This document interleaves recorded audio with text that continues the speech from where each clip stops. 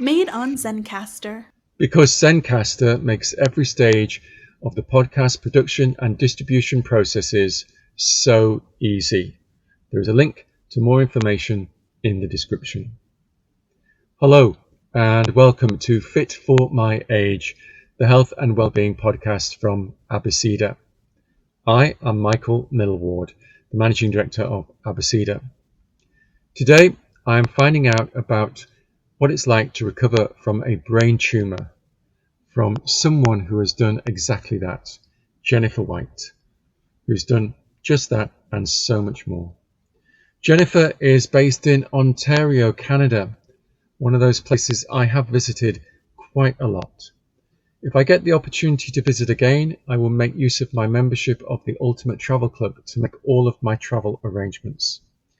That is because as a member of the Ultimate Travel Club, I travel at trade prices on flights, hotels, trains, holidays, and so many more travel-related purchases. You'll find a link with a built-in membership discount in the description, so just like me, you'll be able to travel at trade prices. Now that I have paid some bills, it is time to make an episode of Fit for My Age that will be well worth listening to, liking, downloading, and subscribing to. One that will also be worth telling your friends, family, and work colleagues about. Very importantly, on Fit for My Age, we do not tell you what to think, but we do hope to make you think. Now, hello Jennifer. Hi, Michael. How are you? I am extremely well, thank you very much, and hope that you can very much say the same. I am. I'm doing fine. Thank you. Good to hear. It's been a long time since I have been to Ontario, but I've had some great times there. Which part are you based in? Because it's a big place. I'm down near Windsor, Ontario, which is close to the American border, Ooh. which is kind of interesting these days. We won't go there. But it certainly is an interesting time for US-Canadian relationships and all the things that are going on. We could do an episode about what the differences are between being in Canada and crossing the border to America and how it's similar and different. If you like, one day you could do that. Yes, that actually might be quite interesting. Yes, we'll add that to the list of things to do. But for today, you are someone who's had a brain tumour, and I think for lots of people that sounds very dramatic, and it's a very serious condition to have. You know, it's very, very serious. But could you tell me a little bit about your brain tumour? I can. So I was actually in retirement. I had been a nurse for over 30 years. And so I was enjoying my retirement and doing things that you love to do, like travel and, get invested in hobbies and that kind of thing. And one day I just was not feeling well. And my nurse brain kind of said to me, "You might be having a stroke." And so I got myself to hospital and they took me in and took me very seriously and quickly did some scans. And they said, "Well, the good news is you're not having a stroke. The bad news is you have a large brain tumor and it's going to kill you sooner than later." Wow, that's a bit of a shock to hear. It was shocking. It was very shocking to hear. And of course, being the nurse, I wanted to know, okay, where is it? What's it going to do? What's happening? Yeah, that is one of the things that always makes me wonder about people with medical training. If you are told that you have something, some type of illness, you know about it and you know how that is likely to progress. And when you're told that you have a brain tumour, that expression that you used, my nurse brain kicked in, and you ask your medical colleagues completely different types of questions to the questions that someone like me would probably ask. You do. And sometimes you know too much. Yeah. As you said, you know exactly what it means. And it was a death sentence. Wow. So I had to really pull myself together and figure out, okay, well, what are my options? And it turned out that surgery was really the only option. And that was because when you have a brain tumor, real estate is everything. And because of the location of my tumor, which is it was at the base of my brain and wrapped around arteries, It was going to squeeze those arteries off and cause a massive stroke. You mentioned with brain tumours and I suppose with head injuries in general, real estate is really important. And with my non-medical knowledge, my Yes, understanding of what you mean by that is that if you have an injury or a tumour in your head, there is nowhere for it to sort of let go. You're not going to get a lump in your stomach, so to speak. If you have something in your abdomen, the skin will stretch to allow it to expand, but inside your skull, there is nowhere for it to go other than to actually cause damage to your brain and the arteries that feed your brain with blood. correct. So it's pretty serious. Very serious. Your only option is surgery, and I presume that had to happen very quickly. It did, although I was diagnosed just before Christmas. Oh, And because of the holidays, they had reduced the number of operating rooms that were available for use. And so I did have to wait until early January to actually have the tumor removed. So it wasn't a very nice Christmas with my family, I have to admit. no, I should think there's been all sorts of things on your mind during that time. But did you tell your family what was happening, or? Oh, yes. Mhm. Yes. In fact, I was very clear with my family that the possibility that I would not survive was high. Yeah. And so, we had the chats about wishes and what one would like.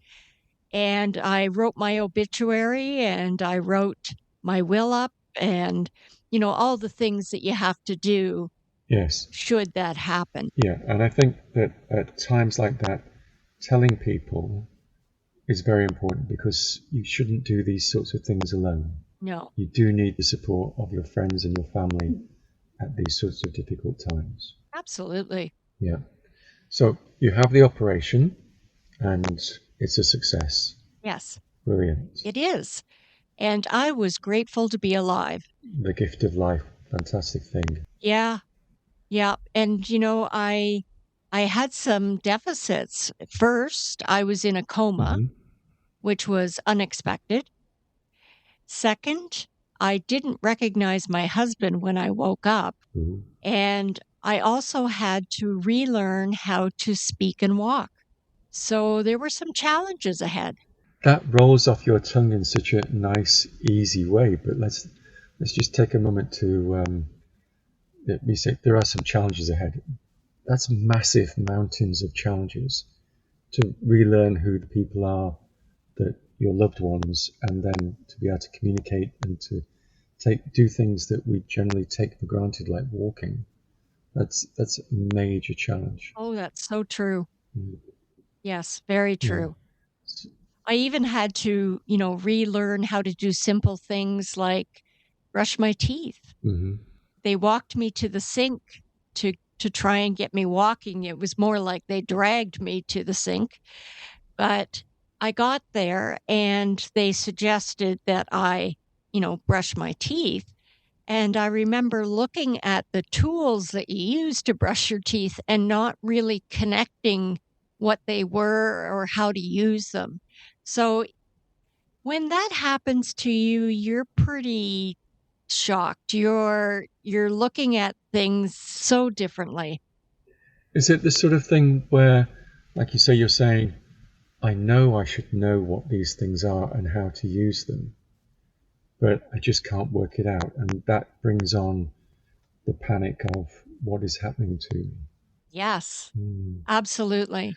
When you go into the operation, is the expectation that there will be some element of skills that you need to relearn, some element of knowledge that you will need to relearn because your brain is going through the trauma of an operation? Yes. The impression I get is that it isn't possible to predict really what those types of skills and knowledge will be until it actually hits you after the operation. You can't say it will definitely be this or it definitely be that. Well, again, it depends on what part of your brain has the tumor. Hmm. Because mine was centrally located at the base of the brain, it actually overlaps several different key areas such as motor skills and language and memory. And so I did have a small Right. stroke during the operation, which was not unexpected because of how delicate the surgery had to be. Hmm. But for me, those were my deficits. Yeah. Yeah. So, what is the process of recovery to get to the point where you are now? How does that start? Well, my surgery was in January of 2024.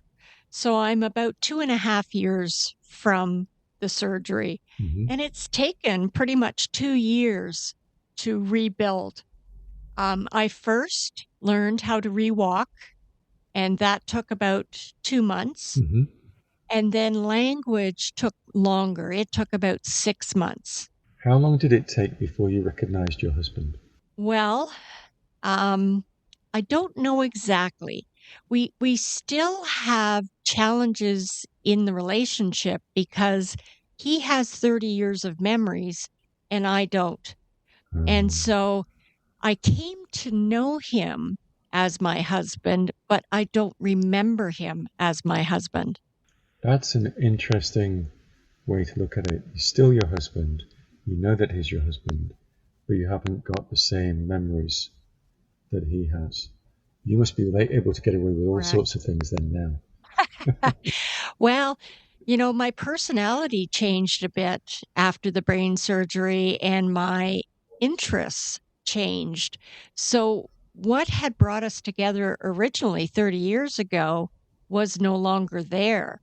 So, we've been creating a new relationship basically from the surgery forward, getting to know each other again, finding common ground, finding common interests.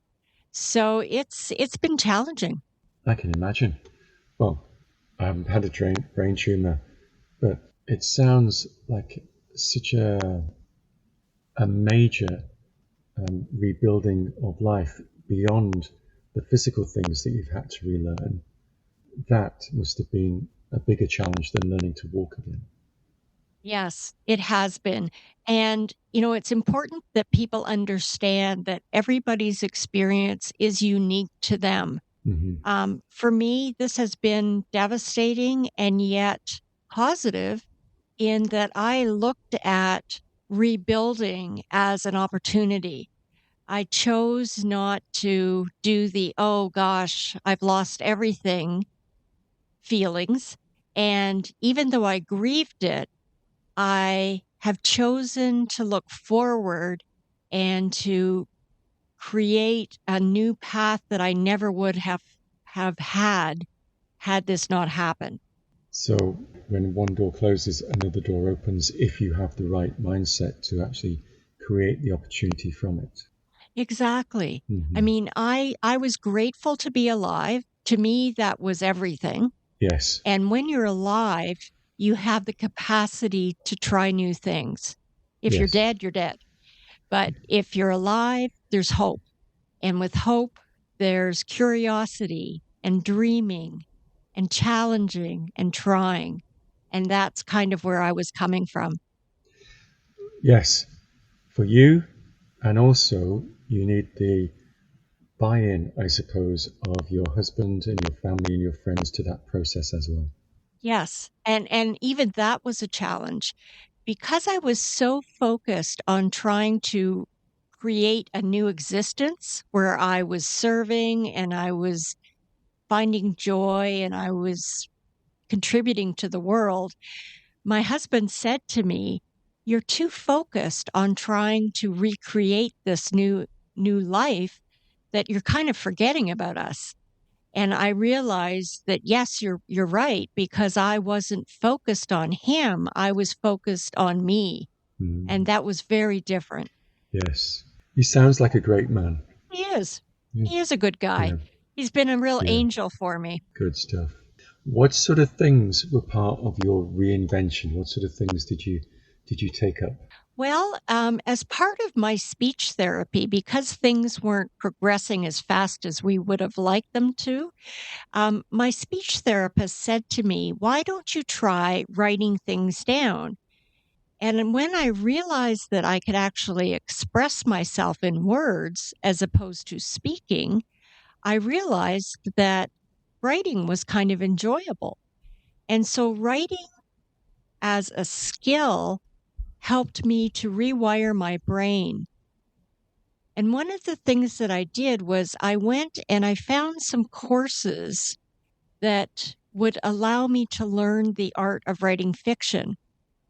And by doing that, I was challenging my brain to get it together basically and start progressing.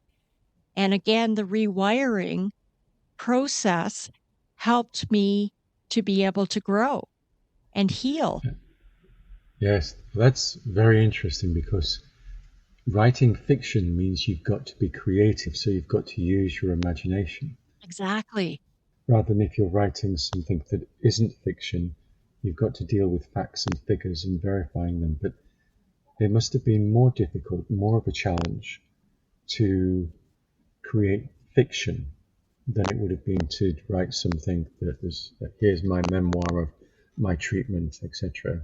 Here's the fiction. That must have been more challenging, I Fiction suspect. actually helped me to get some memories back Mhm. because as I was thinking about and using my imagination and my creativity, I was thinking, I've got all of these years of nursing background that had tons of stories in them, but I couldn't really remember them. But as I started writing down ideas, things started coming back. And I would check with my family, check with friends, check with colleagues that I had worked with to say, am I remembering this or am I making this up? And they were able to validate that what I was saying and thinking had in fact happened. So that felt good. It empowered me to know, okay, things are starting to happen and my brain is starting to regenerate what I felt I had lost. Why do you say regenerate what you thought you'd lost? What? Well, because I knew that I had a filing cabinet in my head of memories that I just couldn't access. And so by writing, I was able to somehow retrieve that information and it started coming back. So when I was writing my medical thrillers, I was taking memories that were kind of scattered and pulling them together into something that made sense. Yes, I can see what you mean. The structure of the creating the fiction, it provided the opportunity for you to start organizing that filing cabinet in your brain again and pull the stories out. Yes, Mm. exactly. Right. Yeah. So, what sort of fiction were you writing, or are you writing?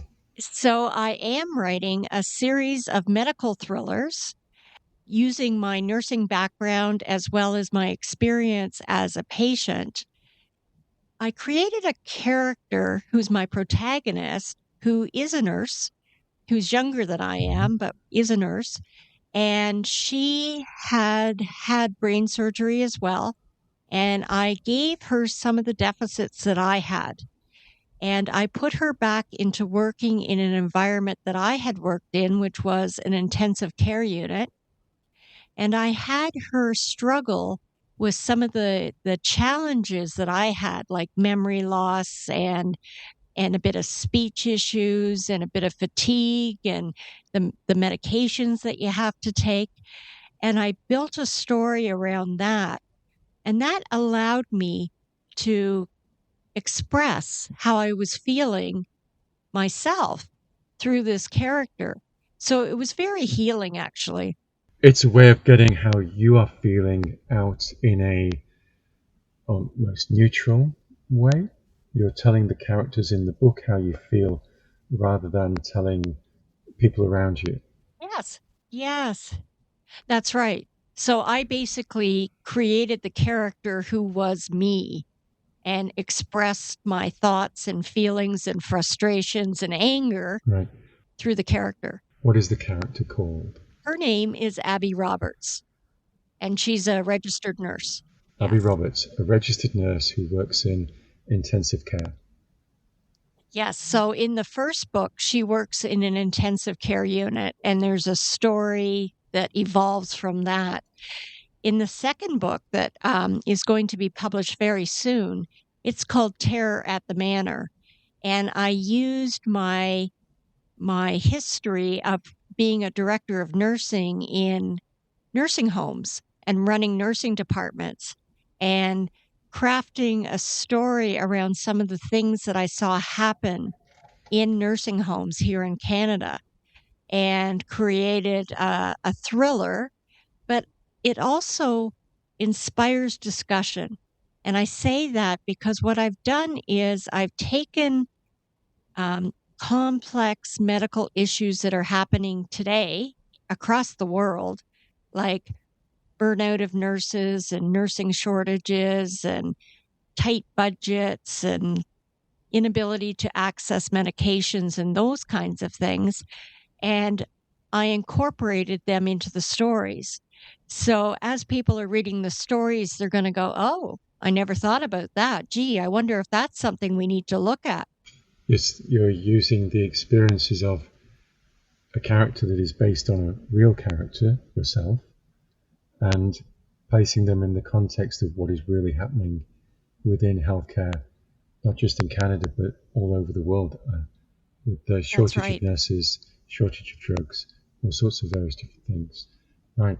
So Yes. what was the first book? What was the first book called?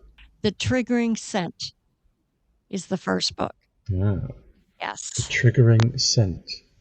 Tell me some more, because that's if people are in intensive care, then it sort of evokes the idea that scent is one of those senses that, although someone may be in intensive care in a coma, they might still be able to smell things.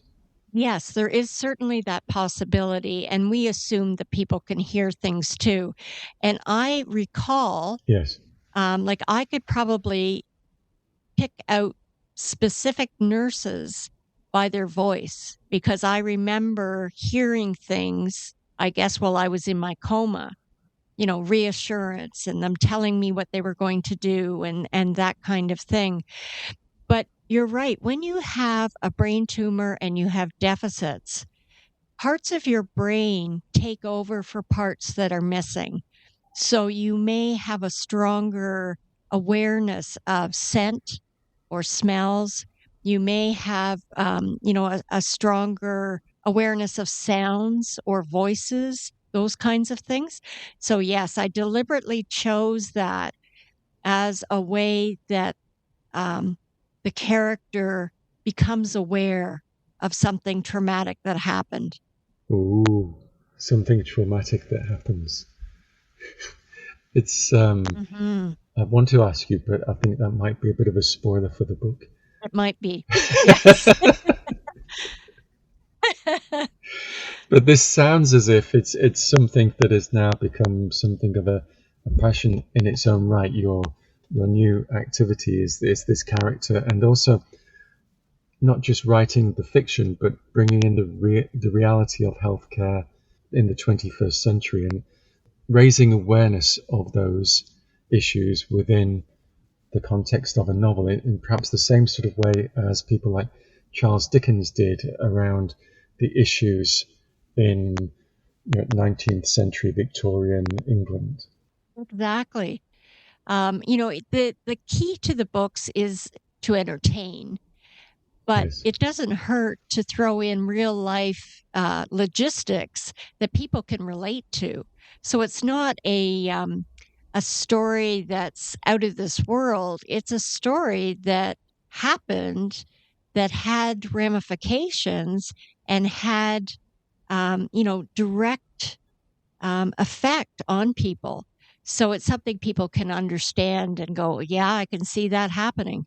Yes, I get that as well. It's like, yeah, this is the scenario, but it's from your lived experience, and this is what is happening in healthcare at the moment, and you bring that together to create something that the reader could actually go, yeah, I can imagine that happening, or that's similar Yeah. to the experience that I had when I was a patient or I was visiting a That's right. patient or even That's right. the medical profession. Yes, and when you can relate to something like that, it's more powerful because it brings sort of full circle your own experience. It validates it perhaps, and it also raises questions about what can we do better or should we be making change. Yes, which is essentially where the whole sort of story starts, which is you having a traumatic experience and deciding that as a result of that, you were going to change and you were going to use it to your advantage, and now you're using it to the advantage of other people. You sound brilliant. We will put some links to your books, Yes. to your website and to the books in the description. But that, I said to you, we'll talk for 30 minutes or so, and it has flown by, hasn't it? It's been so interesting.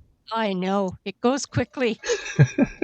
But I am really grateful for the time that you've spent with me today, and it's been absolutely enthralling to hear your story. I am so pleased that the speech therapy has worked so well, because you would never know that you'd had to go through that. And I really do appreciate your time and wish you all the best for a continued recovery as well. Thank you so much.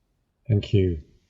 I am Michael Millward, the Managing Director of Abacida, and in this episode of Fit for My Age, I have been having a conversation with Jennifer White, who has survived a brain tumour and discovered a whole new world as part of her recovery. At Fit for My Age, our aim is proactive, positive aging. Knowing the risks early is an important part of maintaining good health. That is why we recommend the health assessments from York Test, especially their annual health test. Performed annually by an experienced phlebotomist who will complete a full blood draw at your home or workplace, the annual health test provides an assessment of 39 different health markers, including cholesterol, diabetes, various vitamin levels, and organ functions. After hospital standard tests are carried out in a UKAS accredited and CQC compliant laboratory in the UK and similar services elsewhere in the world, you will be able to access your easy to understand results and guidance to help you make effective lifestyle changes anytime by your secure personal wellness hub account. There is a link and, as you would expect, a discount code in the description. I am sure you will have enjoyed listening to this episode of Fit for My Age as much as Jennifer and I have enjoyed making it. Please give it a like and download it so you can listen anytime, anywhere. To make sure you don't miss out on future episodes, please subscribe. You'll probably also want to tell your friends, family and work colleagues about Fit for My Age as well. Remember, the aim of all the podcasts produced by Abacida is not to tell you what to think, but we do hope to have made you think. Until the next episode of Fit for My Age, thank you for listening and goodbye.